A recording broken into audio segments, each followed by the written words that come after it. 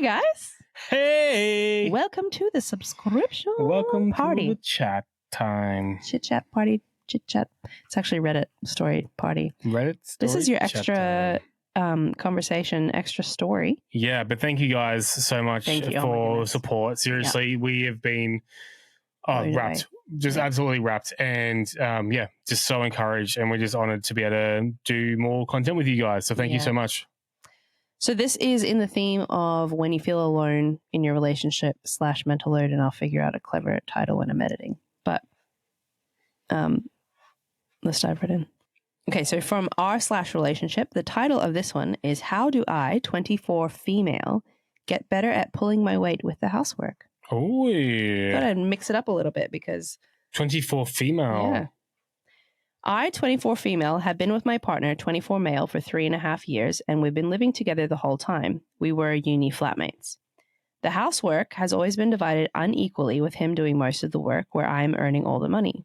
He has never complained about this and feels we both input equally to the house currently. Hopefully, he will be getting a job soon, so we'll have less time to do the housework and care for our dog.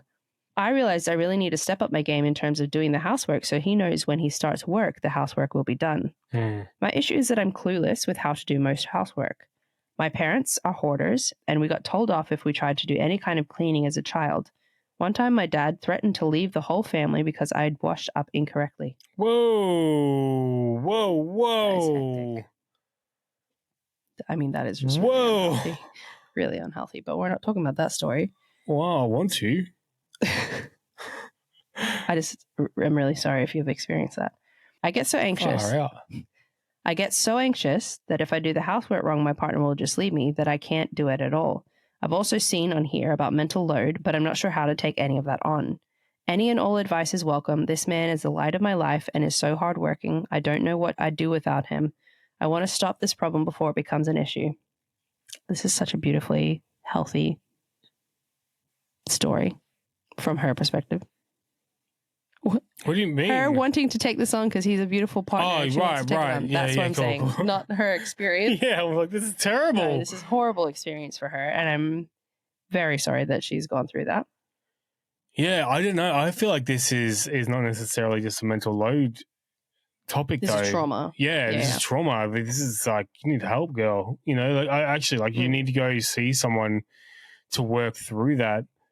Because I think it's so much more than just doing stuff. She's not doing it. Yeah, I think that is 100% valid. If you've experienced this kind of trauma at home, it would be incredibly helpful to have input into that from a professional, because there'd be not just this, there'd be so many things you're bringing into your relationship. I think if we're talking purely kind of as she is, practically, how do I step up in this stuff?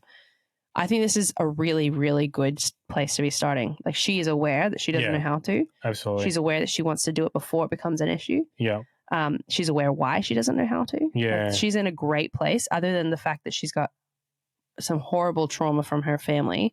She's actually in a great place, self-awareness wise, to be able to navigate this in a really constructive way. Yeah. And the first thing that I would say is have this conversation with your partner. Oh, absolutely. Because again, I think what sounds good with this relationship here is that it seems like a relationship that would actually do well working through this together. You know, again, putting in, do the dishes with me. Let's put a structure in place, like a roster of who's going to do what and all that. Like, I think you could easily put things in place. It sounds like they're like a couple that could put things in place to work through it in a constructive way. Yeah. And I think it sounds like she doesn't even know how to do anything. Yeah. So I as weird as it would feel at 24 to be taught by your partner how to do things, I actually think that's a really beautiful intimacy to be able to build, and a vulnerability, like to be able to be stepped through those things that most people would kind of have passed down to them to some extent from their family, and you don't. Being able to work on that together is amazing. And it's not hard to teach somebody how to put the laundry on or how to do the dishes. Having the roster in place, if it's not, she'd probably struggle with identifying when things need to be done and sticking to routine, and probably having trauma responses to that. So having a roster in place might break that down. Like, go to the detail level that you need it to be in order for it to feel like you can succeed in this space. Yeah. Putting those practical things in place really helps, because this is more of a cleaning thing. When I was living with the two girls, when I first met you, remember, I was living in the house, they put a roster together for cleaning. And I'm like, all right, this was actually new. I'd never really done a roster before. I'd been living at a home for years before this. But they put a roster together, and one of the items they put on there was to clean the shower windows. I'm like, I've never really done that on a regular basis. Like you do that randomly when it's getting grotty, like, and you clean it. But they had it like, no, weekly you clean it. And they had rules of like, all right, you got to clean it weekly, but also after every shower, you've got to squeegee it, right? And it actually made a huge difference. It was great. But I didn't know, and I felt really dumb because I was like, what do I do here? But the roster really helps, is my point. Is so, because like, all right, now I need to stick to something. I don't know what I'm doing. I think these girls could tell that didn't know what I was doing. But it was fun. You know, roster was in place. It really helped me get through that. So rosters, if you're someone that struggles with cleaning, because we've had in our last episode, we spoke a lot about this topic with how some people just struggle to clean and be involved with that. Rosters are actually a really helpful way. So you could have the conversation rather than, you're not doing this, this, this, and this. You could be saying, look, I'm struggling because I'm feeling like I'm taking a lot. I'm getting overwhelmed with doing too much. If you know, you've got to approach someone about helping cleaning and say, how would you feel about a roster? Yeah. And I think a really important part of this conversation would be identifying that she is worried in her subconscious that if she doesn't do things right, her partner will leave her. Yeah. Because if she can't communicate that with her partner, that will play out in a lot of different ways. So many things, yeah. And we've definitely had things, mostly from my side, that I've brought in from past relationships where I've had to figure out why I'm reacting to this thing, why I'm worried about this thing, whatever it is, and communicate it to you. It's not a logical thing. Like for someone to say, you didn't do the dishes, I'm leaving you. Yeah. Or you didn't do them right, I'm leaving you. No, almost no one on the planet would do that. Almost no one on the planet. So that's extremely abnormal. But if you can't identify that that's what stresses you out, then you'll find yourself being tripped up in a lot of ways. And so for me to say, hey, just so you know, I know it doesn't make sense. It's going to sound super weird. It's going to sound super irrational. This is something that's been brought in from my past relationship. This is what we need to navigate. That's what we've had to do before.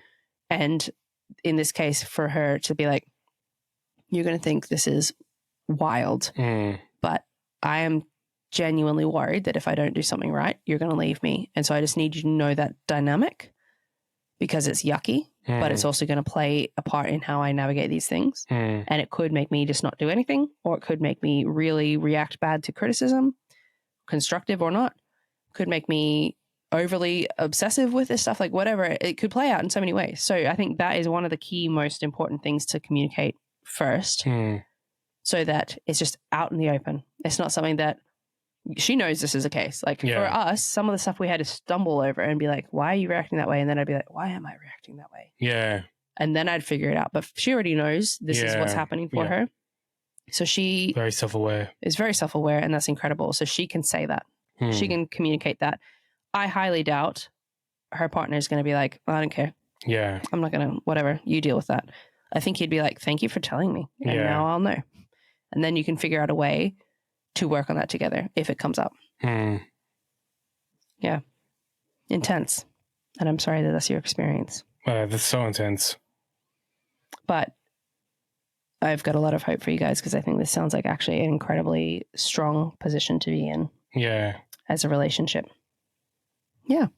Nice, quick, uplifting one. I wanted to give one with mental load flipped on its head a little bit. Yeah. Because we haven't heard many females struggling with it. Yeah. So it does happen. Let's not be naive to that. No, absolutely. Cool. Well, thanks, guys. Legends. Thanks for the chat. Legends. We'll see you next week. Bye.